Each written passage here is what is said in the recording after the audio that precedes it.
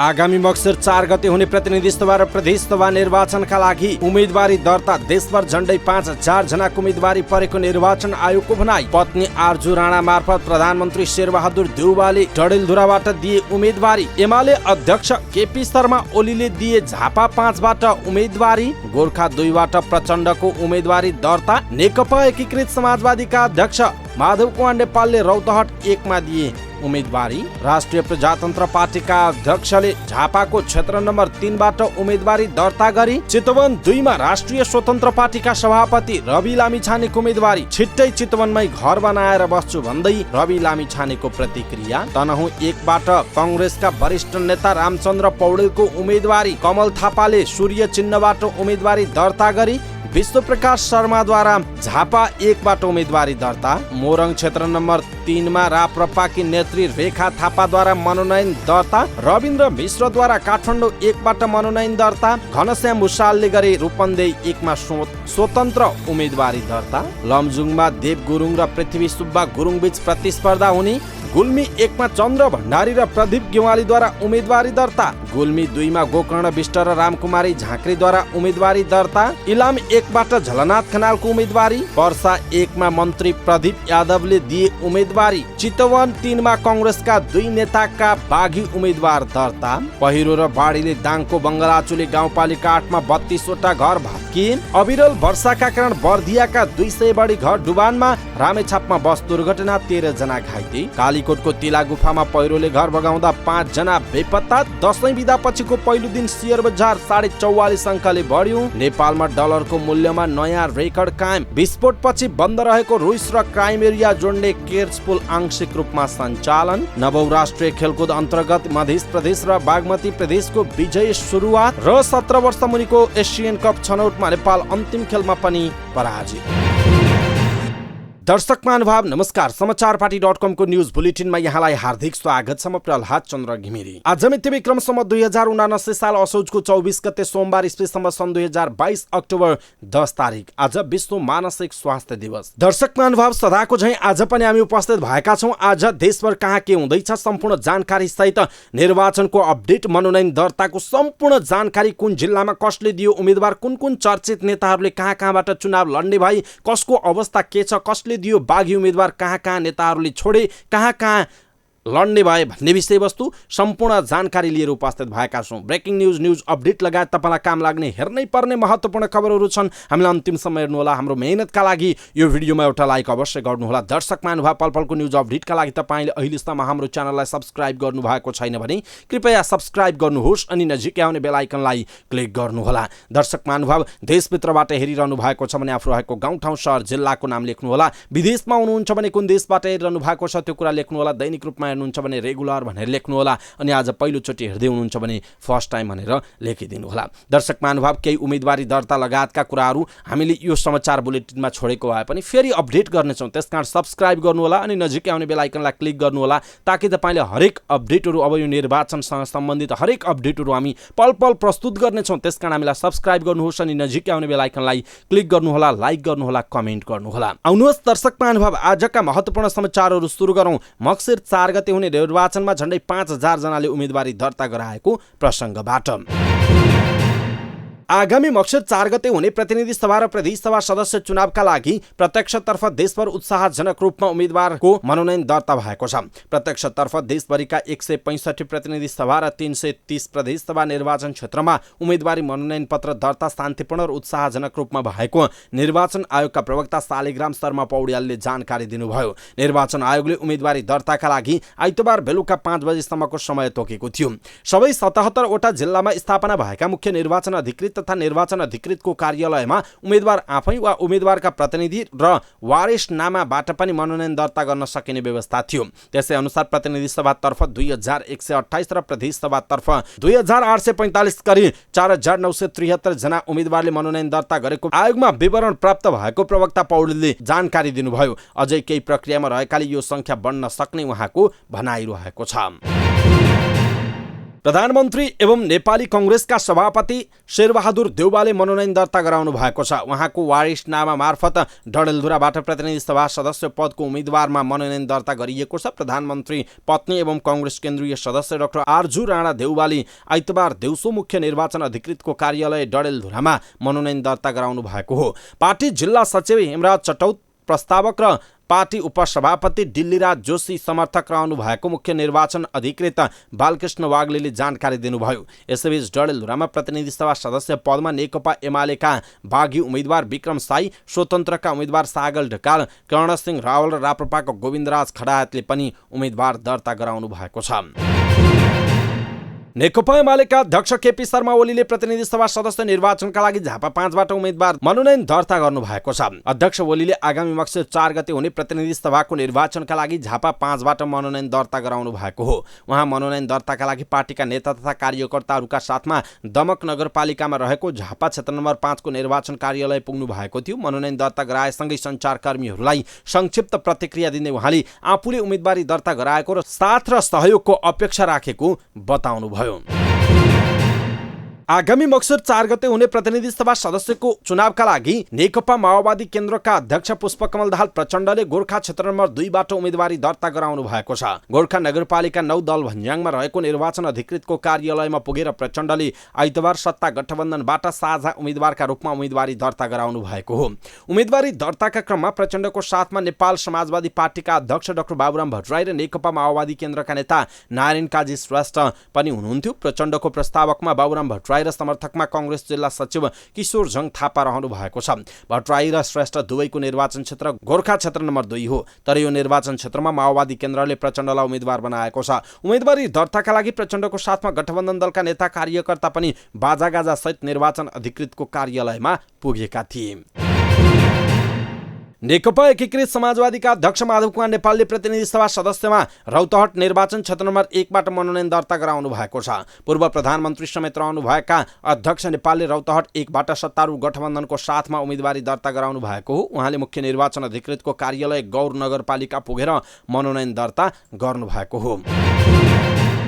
राष्ट्रिय प्रजातन्त्र पार्टीका अध्यक्ष राजेन्द्र लिङदेनले झापा क्षेत्र नम्बर 3बाट उम्मेदवारी दर्ता गराउनु भएको छ। अध्यक्ष लिङदेनले आइतबार बिहान 11:30 बजी आफै उपस्थित भएर झापा क्षेत्र नम्बर 3बाट प्रतिनिधि सभाका लागि उम्मेदवारी दर्ता गराउनु भएको हो। अध्यक्ष लिङदेनलाई झापा 3मा एमालेको समर्थन छ। अध्यक्ष लिङदेनको प्रस्तावक माधव पोखरेल र समर्थकमा एमालेका लक्ष्मण पाठक हुनुहुन्छ। सत्ता गठबन्धनबाट नेपाली कङ्ग्रेसका कृष्णप्रसाद सेटौलाले उम्मेदवारी दिनुभएको छ। राष्ट्रिय स्वतन्त्र पार्टीका सभापति रवि लामिछानेले चितवन 2मा आगामी निर्वाचनका लागि मनोनयन दर्ता गराउनु भएको छ। मनोनयन दर्तापछि सञ्चारकर्मीहरूसँग कुराकानी गर्दै सभापति लामिछानेले चितवनमै घर बनाएर स्थायी बासिन्दा हुने बताउनु भएको छ। चितवन क्षेत्रमा 2बाट उम्मेदवारी दर्ता गरेपछि सञ्चारकर्मीहरूसँग कुराकानी गर्दै उहाँले आफू जीवनभर चितवनकै मान्छे हुने र चितवनमै घर बनाउने बताउनु भयो। चितवनवासीले आफूलाई विगतमा लगाएको गुण तिर्ने उहाँले प्रतिक्रिया दिनुभएको छ। यसैबीच लामिछानेले चितवनमा पहिले आँसु बोकेर आएको र अहिले सपना बोकेर आएको भन्दै सामाजिक सञ्जालमा लेख्नु भएको छ। चितवन 2मा नेकपा एमालेबाट कृष्ण भक्त पोखरेल र सत्तारूढ गठबन्धनका तर्फबाट कङ्ग्रेसका उमेश श्रेष्ठले उम्मेदवारी दर्ता गराउनु भएको छ। नेपाली कङ्ग्रेसका वरिष्ठ नेता रामचन्द्र पौडेलले प्रतिनिधि सभा सदस्यको पदको लागि तनहुँ 1बाट उम्मेदवारी दर्ता गराउनु भएको छ। मुख्य निर्वाचन अधिकृतको कार्यालयमा पुगेर वरिष्ठ नेता पौडेलले प्रत्यक्षतर्फ प्रतिनिधि सभा सदस्यमा उम्मेदवारी दर्ता गराउनु भएको हो।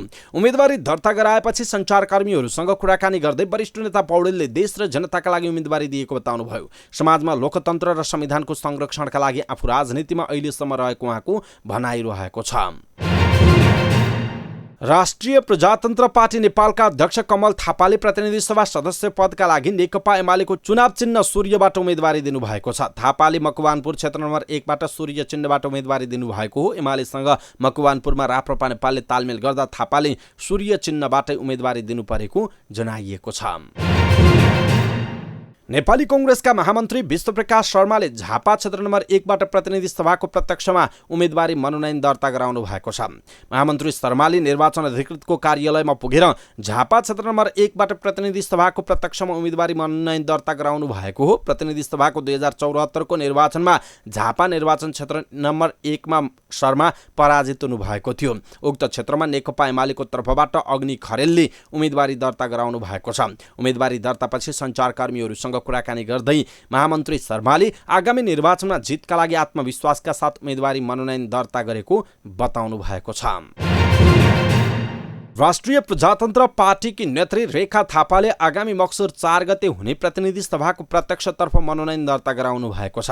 आइतबार बिहान 11:27 बजे नेत्री थापाले मोरङ क्षेत्र नम्बर 3बाट उम्मेदवारी दर्ता गराउनु भएको हो। नेत्री थापाको प्रस्तावकमा भोला गौतम र समर्थकमा परशुराम सुवेदी हुनुहुन्छ।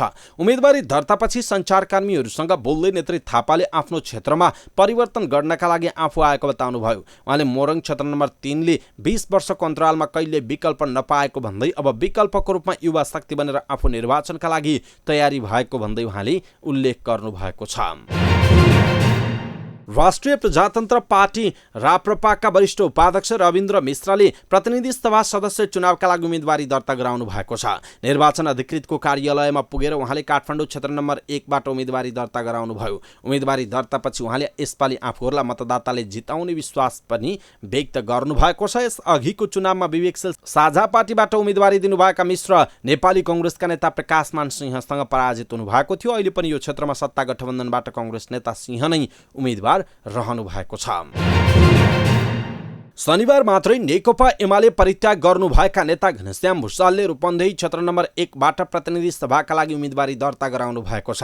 उहाँले सत्तारूढ गठबन्धनको समर्थनमा स्वतन्त्र उम्मेदवारी दर्ता गराउनु भएको हो। एमालेले टिकट नदिएपछि उहाँले पार्टी छोडेको घोषणा गर्नुभएको थियो। उम्मेदवारी दर्तापछि पत्रकारहरूसँग कुराकानी गर्दै नेता भुसालले संविधानको रक्षा गर्दै समुन्नत नेपालको भविष्यका लागि प्रगतिशील पार्टीहरू एकताबद्ध हुनुपर्ने बताउनुभयो।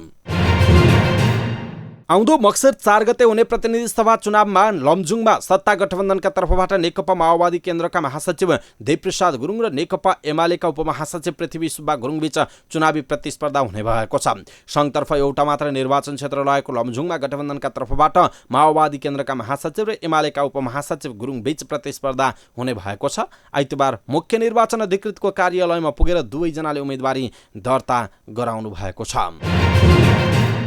गुल्मीमा प्रमुख राजनीतिक दलका उम्मेदवारहरू सहित स्वतन्त्र उम्मेदवारले पनि उम्मेदवारी दर्ता गराएका छन्। आगामी मक्सिर 4 गते हुने चुनावका लागि गुल्मी क्षेत्र नम्बर 1मा गठबन्धनको तर्फबाट नेपाली कांग्रेसका नेता डाक्टर चन्द्र भण्डारी र नेकपा एमालेका उपमहासचिव प्रदीप कुमार गेवालीले उम्मेदवारी दर्ता गराउनु भएको छ। आइतबार निर्वाचन अधिकृतको कार्यालयमा पुगेर भण्डारी र गेवालीले उम्मेदवारी दर्ता गराउनु भएको हो।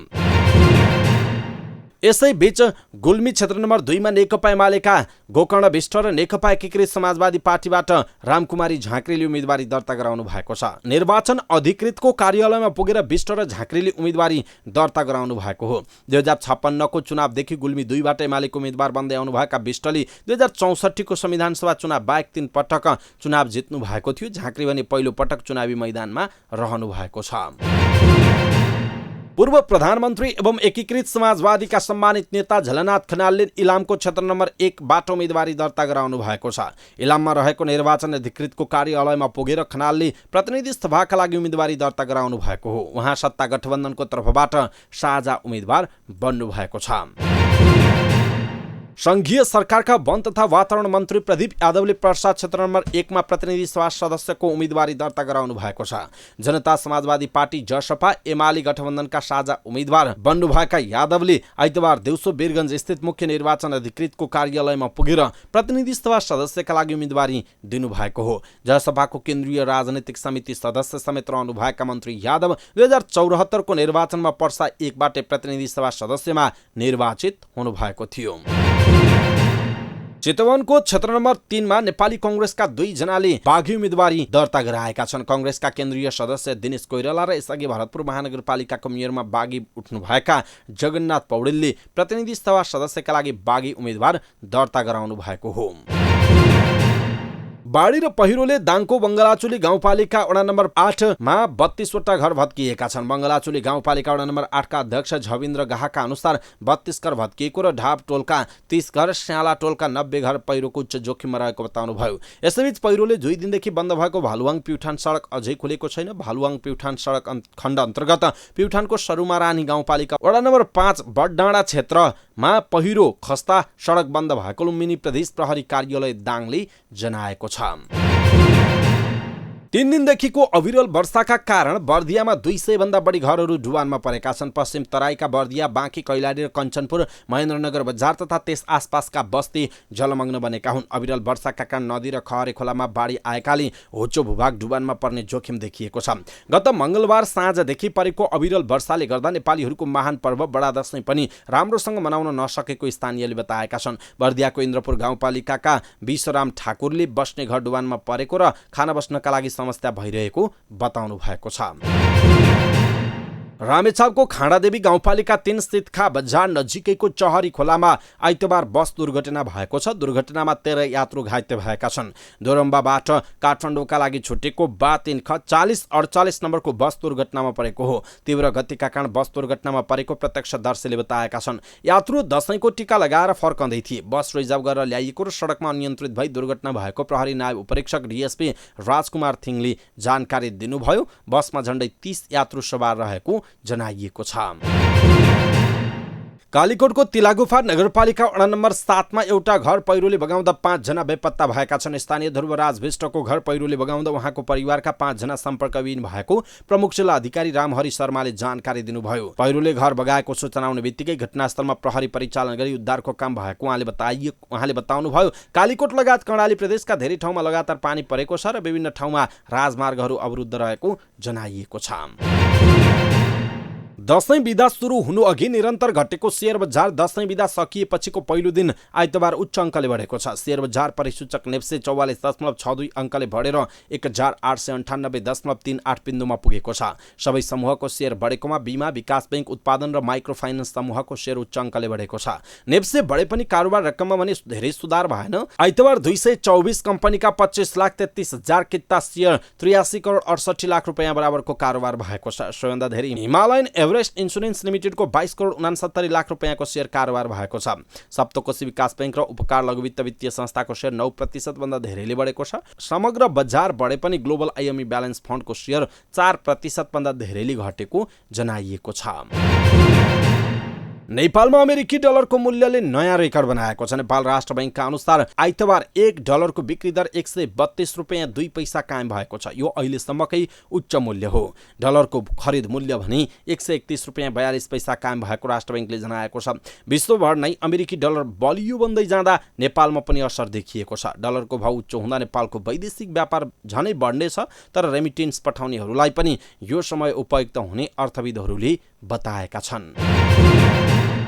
ठूलो विस्फोटपछि बन्द रहेको रुस र क्राइमिया जोड्ने युरोपकै सबैभन्दा लामो केयर्स पुल आंशिक रूपमा सञ्चालनमा आएको छ।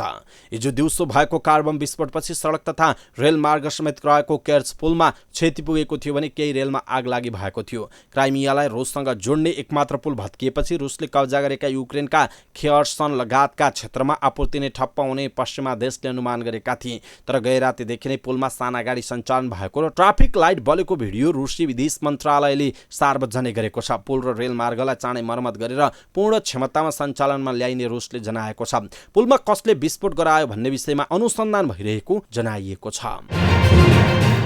आइतबारबाट पोखरामा सुरु भएको 9औं राष्ट्रिय खेलकुद प्रतियोगिता अन्तर्गत महिला क्रिकेटमा मध्य प्रदेश र बागमती प्रदेशले विजयी सुरुवात गरेका छन्। पोखरा रङ्गशालामा आइतबार भएको उद्घाटन खेलमा मध्य प्रदेशले गण्डकी प्रदेशमाथि 40 रनको जित निकाल्दा बागमतीले सुदूरपश्चिम प्रदेशमाथि 8 विकेटको शानदार जित निकालेको हो। मध्य प्रदेशले उद्घाटन खेलमा जित आत्मसात गर्दै गण्डकीमाथि सदाझैं दबाव कायम राख्न सफल भएको हो। शीला छेत्रीको 10 रन नै गण्डकी प्रदेशको सर्वाधिक स्कोर बन्न पुग्यो। ओपनर सृजना पौडेल र कुसुम गोदारको जोडी क्रिजमा टिक्नै सकेन। गोदार गोल्ड डक आउट भइन्। उनी सन्तोषी चौधरीको पहिलो बलमा एलबीडब्ल्यू को शिकार हुन पुगेकी हुन्। ज्योत्सिका मरासिनी पनि 5 रनमै रन आउट भएपछि गण्डकी प्रदेश सस्तैमा समेटिने देखिएको थियो।